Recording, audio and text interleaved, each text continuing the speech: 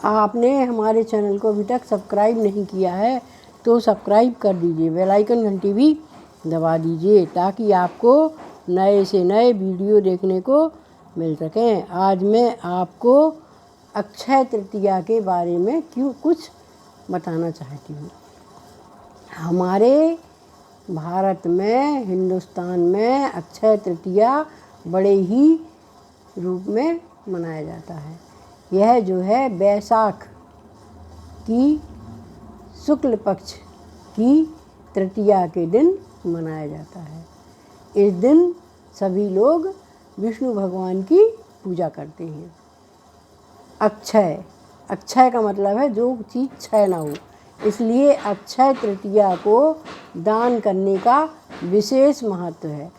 हमारे यहाँ बुंदेलखंड में कहते हैं कि अक्षय तृतीया को अधिक से अधिक भंडारे करो, अधिक से अधिक लोगों को भोजन कराओ, जिससे कि हमारा जो दान है वो कभी क्षय ना हो और हम लोगों को बहुत अधिक दान करना चाहिए।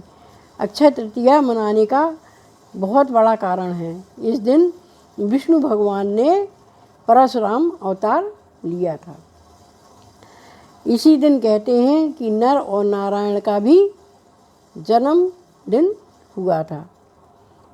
सबसे महत्वपूर्ण कारण यह है अक्षय तृतीया को मनाने का कि इस दिन से ही सतयुग शुरू हुआ था।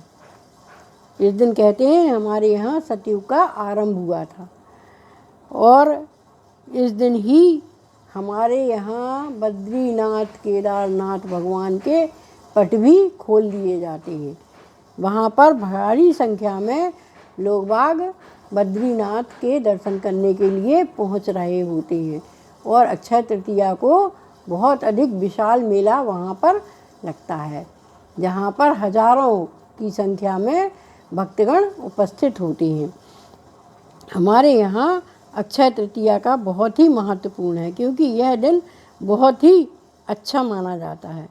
कहते हैं जो हमारे यहाँ शुभ मुहूर्त होते हैं, 3 साढ़े 3 शुभ मुहूर्त ऐसे हैं कि उन शुभ मुहूर्तों में अगर हम कोई भी काम करते हैं तो वो सफल होता है। उसमें से एक यह अक्षय तृतीया का दिन भी है। इस दिन हमारे यहाँ जो है किसी की भी शादी का शोधन नहीं होता है।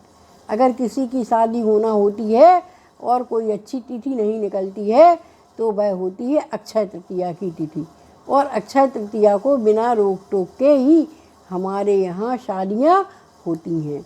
अक्षय तृतीया के दिन करोड़ों की तादाद में जो है गठबंधन हो जाते हैं। शादियाँ हम लोगों के यहाँ बड़े विशाल रूप में होती हैं, इसलिए एक बहुत ही शुभ दिन है। इस दिन हम बिना विचारे ही कोई भी शुभ कार्य कर सकते हैं। मुंडन कर लें, शादियाँ कर लें, गृह प्रवेश करें, कुछ भी करें, उस दिन हमें पंडित से नहीं पूछना पड़ता है। और इसी दिन कहते हैं कि भागीरथ जी के जो 60 लाख पुरखे तरे नहीं थे और जो अभी तक ऐसे ही पड़े हुए थे, तो भागीरथ जी ने जो है बड़े तप किया, कई सालों तक तप किया और इस दिन ही उनका तप पूर्ण हुआ था। अक्षय तृतीया को ही भागीरथ जी का तप पूरा हुआ था और ब्रह्मा जी के कमंडल से गंगा जी धरती पर आई थी, इसलिए हम इसको गंगा जी के जन्म उत्सव के रूप में भी मनाते हैं। और माँ अन्नपूर्णा, माता अन्नपूर्णा से भी शिव जी ने भिक्षा ग्रहण की थी और आज ही उनका जन्मोत्सव भी हम लोग बड़े विशाल रूप में मनाते हैं। इसलिए हम लोग अक्षय तृतीया को कई रूपों में मनाते हैं, इसीलिए यह बहुत अधिक महत्वपूर्ण दिन है। कहते हैं वेदों में लिखा है, कहते हैं कि महर्षि वेद व्यास जी ने भी इसी दिन महाभारत की लिखना शुरू किया था। महाभारत को वेद व्यास जी ने अक्षय तृतीया को ही लिखना शुरू किया था। इस दिन जो है सबसे अधिक हमें गणेश जी और लक्ष्मी जी का भी पूजन करना चाहिए, क्योंकि शंकर जी ने कुबेर से कहा था कि तुम अपने साम्राज्य को बढ़ाने के लिए माता लक्ष्मी की पूजा अक्षय तृतीया के दिन करो, जिससे कि तुम्हारा भंडार हमेशा भरा रहेगा। तो आज माता लक्ष्मी की भी बड़े रूप में पूजा की जाती है।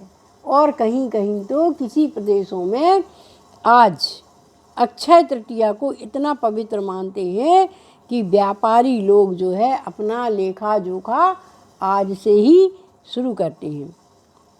आज से ही उनका व्यापार का नया रजिस्टर शुरू हो जाता है।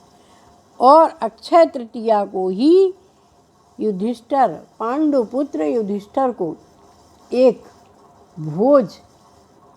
भोजन वाला पात्र मिला था, शंकर जी ने दान किया था। उसकी विशेषता यह थी कि उस पात्र में जो भी भोजन बनाया जाएगा वो कभी ख़त्म नहीं होता है। इसलिए आज के दिन हमारे यहाँ कई जगह भंडारे होते हैं, बड़े बड़े भंडारे लोग बाग करवाते हैं। और दान का तो हमने आपको बताया है कि क्षय ना हो, जिसका कभी ख़त्म ना हो, ऐसा दान जो करता है अक्षय तृतीया के दिन, उस दान का पुण्य कभी ख़त्म नहीं होता है। इसलिए हमारे यहाँ अक्षय तृतीया बड़े विशाल रूप में मनाई जाती है।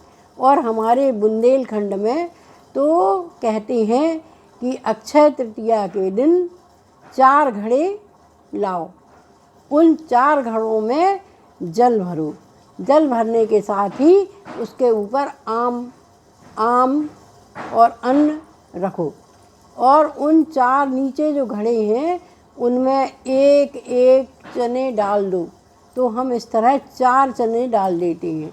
और सुबह जब हम उन घड़ों को खोलते हैं और उनकी पूजा अर्चना करने के बाद, आरती करने के बाद हम उन घड़ों को खोलते हैं, तो उसमें यह देखते हैं कि किस घड़े में कौन सा चना फूला है। अगर चारों घड़े फूल जाते हैं तो हमारी दादी वगैरह कहती थी कि हमारे यहाँ अब 4 महीने पानी गिरेगा। 3 घड़े फूलते हैं तो कहते हैं कि 3 महीने ही पानी गिरेगा। हम उन घड़ों का नाम रख लेते थे, आषाढ़, सावन, भादो, कुंवार। तो जो घड़ा का चना नहीं फूलता था तो कहते थे भैया इस महीने में पानी नहीं गिरेगा। इस हिसाब से पहले के लोग जो है वैज्ञानिक तो नहीं थे, लेकिन इस तरह से वो अपना ज्ञान प्राप्त कर लेते थे। और आम और अनाज, जो नया अनाज आता था और नए आम आते थे, उनको हम सुपात्र ब्राह्मणों को घड़े सहित दान कर देते थे। इस तरह से हम 4 घड़ों को 4 ब्राह्मणों को दान करते थे और उसके बाद फिर हम लोग भोजन वगैरह करते थे। इस तरह से हमारे यहाँ प्राचीन काल से ही अक्षय तृतीया को वैज्ञानिक रूप में भी उपयोग किया जाता रहा है। अक्षय तृतीया का बहुत अधिक महत्व होता है, इसलिए सभी को अक्षय तृतीया के दिन एक घड़ा लेना चाहिए और उसमें पानी भरना चाहिए, उसके ऊपर आम रखना चाहिए, और जो भी आपको उचित हो दान करना हो वो दान जरूर ही करना चाहिए।